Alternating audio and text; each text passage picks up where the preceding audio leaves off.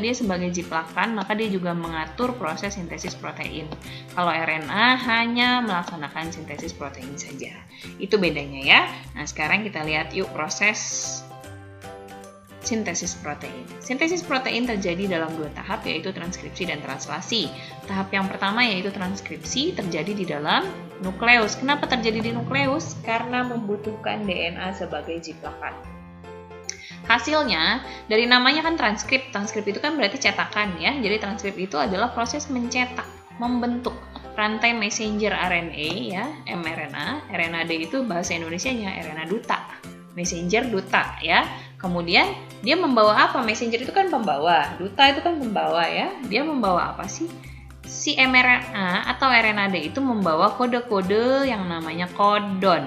Kodon ini nanti yang akan diterjemahkan menjadi asam amino ya.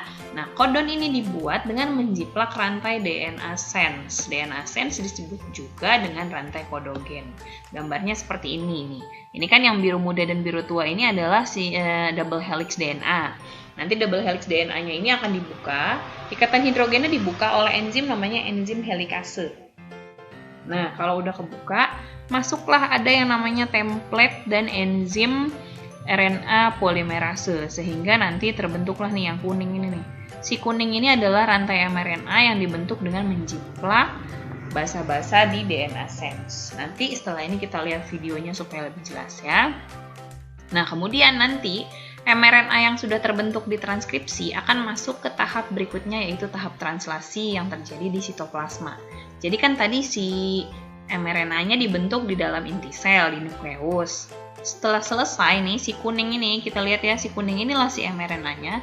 Si mRNA atau RNA-D inilah yang akan keluar menuju sitoplasma. Dia keluar lewat membran inti menuju sitoplasma untuk melaksanakan proses translasi.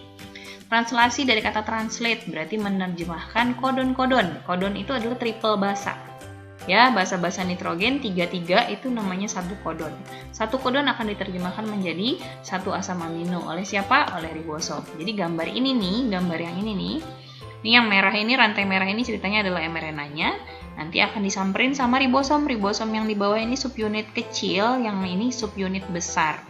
Proses translasi akan dimulai kalau ribosom bertemu sama start codon. Ya, start codon itu adalah AUG, sudah pasti. Ya, jadi kodon istimewa itu ada 4. Start codon adalah AUG. Ribosom baru